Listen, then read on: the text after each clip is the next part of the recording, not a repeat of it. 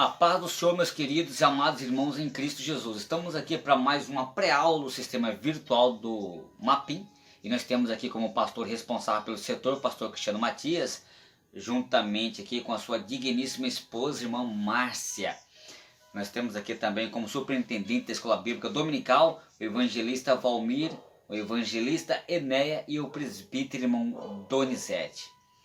E temos aqui também as secretárias adjuntas, a irmã Fátima e a irmã Salete. Eu sou o professor Claudine Santos, estarei discorrendo com vocês aqui o Lamento de Jó, que é a lição de número 5. E o texto aula está em Jó, no capítulo 13, verso 24. Porque antes do meu pão vem o meu suspiro, e os meus gemidos se derramaram como água. Muito bem. Então a leitura bíblica em classe está em Jó, no capítulo 3, do versículo 1 ao 26. Nós temos aqui a parte introdutória, nós temos aqui também o tópico número 1, aqui o primeiro, lamento de Jó, por que nasci? A pergunta. Nós temos aqui o tópico número 2, o segundo, lamento de Jó, por que não nasci morto? Uma pergunta. E a terceira pergunta é por que continuo vivo? E a gente vai para a conclusão. Mas quero discorrer aqui esse assunto importante com vocês, que é um assunto que aguça o nosso entendimento a respeito de Jó. Tá certo? Muito bem. Então, o que acontece aqui, queridos? Na lição anterior, vimos de perto o drama vivido por Jó. Uma série de calamidades se abateu sobre ele de forma catastrófica, melhor dizendo. E, entretanto, queridos, depois de 7 dias, ele rompeu então o silêncio e com um lamento que veio do fundo da alma.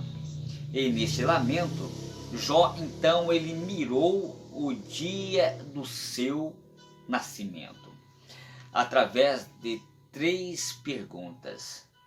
Primeiro, por que nasci? Segundo, por que não nasci morto? Terceiro, por que ainda continuo vivo? É complicado, mas eu vejo aqui no tópico número 1, aqui o primeiro lamento de Jó. Por que nasci? Jó, no capítulo 3, do versículo 1 ao 10. Esse questionamento, queridos irmãos, sai do íntimo de Jó. Veja bem, o patriarca então ele não está sozinho em lamentar diante da dor. Quando eu olho aqui para o Salmo de número 130 e verso 1, das profundezas a ti clamo, ó Senhor. Estarei citando várias referências bíblicas, algumas estarei lendo, algumas não, mas anota aí para vocês fazer as suas pesquisas dentro do subsídio pela lição, tá bom? Então o profeta Jeremias também no capítulo 20, verso 14 até o verso 18, maldito o dia em que nasci, porque não me matou na madre? Então queridos irmãos, então são questionamentos, mas quando a gente olha que para que em lugar da memória viesse ao esquecimento, então o esquecimento, nesse momento de dor, Jó ele não amaldiçoou a Deus, como Satanás lhe previra, mas em vez disso amaldiçoou o dia então do seu nascimento. Então para Jó o dia do seu nascimento teria de ser apagado da memória. Você pode deletar a memória de um computador, de um celular, mas é impossível você deletar os arquivos contidos na memória. É impossível, a não ser que dá um traumatismo craniano, ou talvez pode sofrer de uma doença de modo Alzheimer. Mas, todavia, Jó jamais esquecera. Então, quem em vez da ordem viesse ao caos, né, no lugar da luz que raiou por acaso do nascimento dele e que revelou todo o seu sofrimento. Então o patriarca ele desejou que as trevas dominassem. Então, como está em Jó aqui no capítulo 3 e do versículo 4 e 7. E por quê? Porque em vez da paz veio o quê? Então a dor. Em vez da ordem, o caos. E foi uma calamidade. Aqui no nome 3, aqui do verso 3, aqui, em que em vez de ordem vence o caos, e desse raciocínio, então o Jó, ele menciona a imagem do Leviatã. Este famoso e assombroso animal marinho simbolizava então o caos. E isso é fato. Agora veja bem, ele realmente simbolizava então o caos.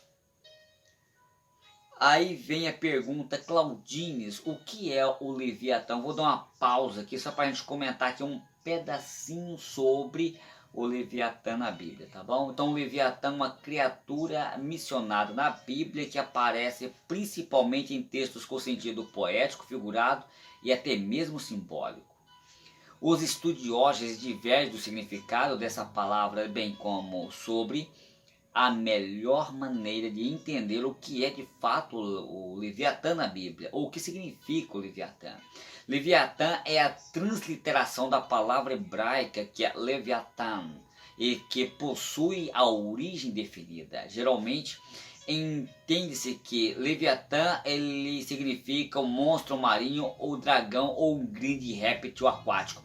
Muitas versões traduz Leviatã como sendo crocodilo. No entanto, a descrição do Leviatã registrado pelos escritores de Jó parece não indicar um crocodilo, ao menos que se entenda que o texto poético utiliza os recursos da hipérbole. Quem era o Leviatã? Seja difícil responder com exatidão qual o significado do Leviatã, mas ainda conseguir concluir de forma objetiva que era o Leviatã mencionado na Bíblia. Isso é porque a palavra Leviatã aparece em 5 passagens do Antigo Testamento e nem sempre com os mesmos sentido, ou seja, algumas passagens de usa parece ser simbólico e metafórico, enquanto as outras parecem se fazer referência a uma criatura literal e que pode ser de fato. Dentro dessa dificuldade surgem então diversas interpretações diferentes sobre esse assunto, que visam tentar responder o que é de fato o Leviatã nos textos bíblicos, como vejamos a seguir algumas dessas sugestões.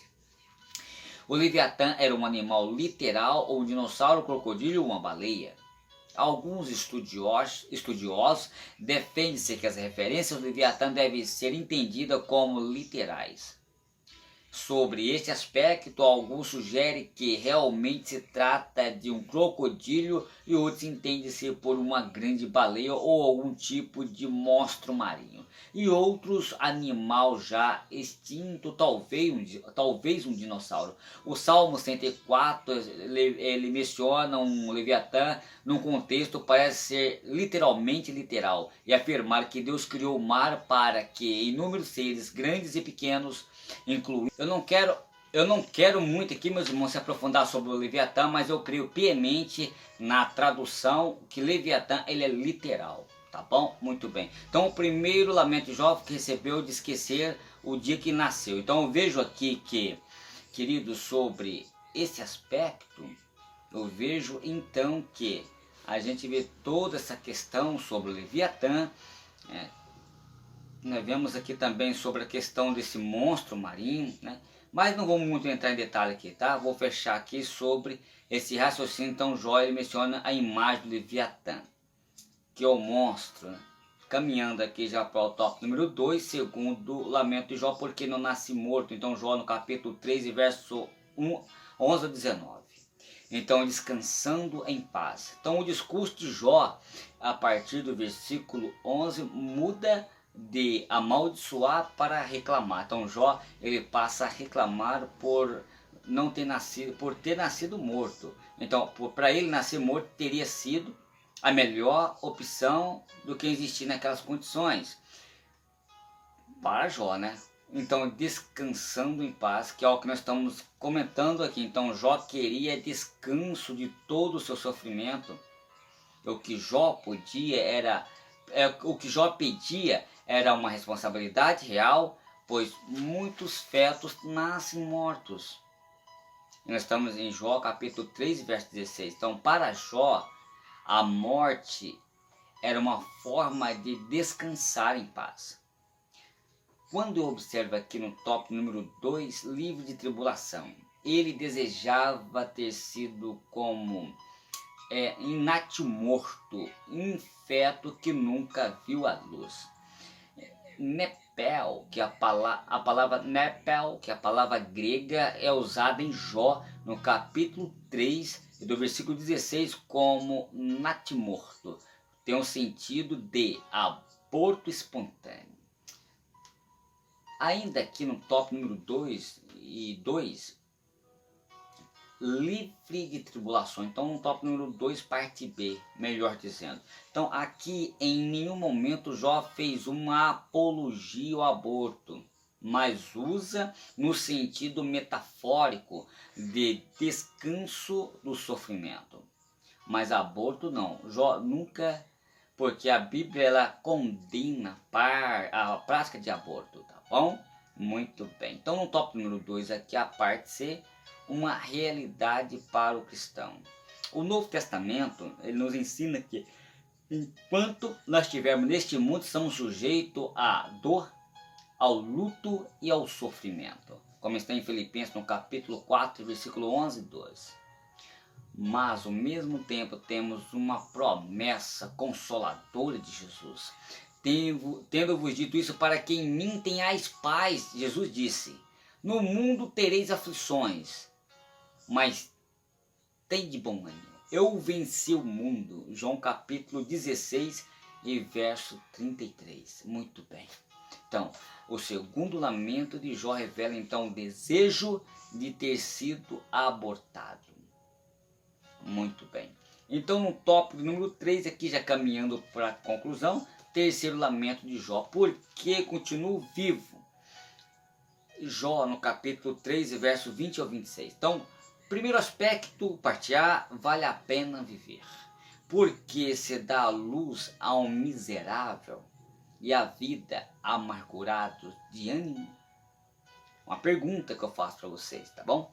Na letra C, sem o favor de Deus. Porque se dá a luz a um homem cujo caminho ou seja, executar aquele como Deus encobriu, como está em Jó 3:23. Então Jó ele não sabia por que Deus escolheu para ele o caminho do sofrimento.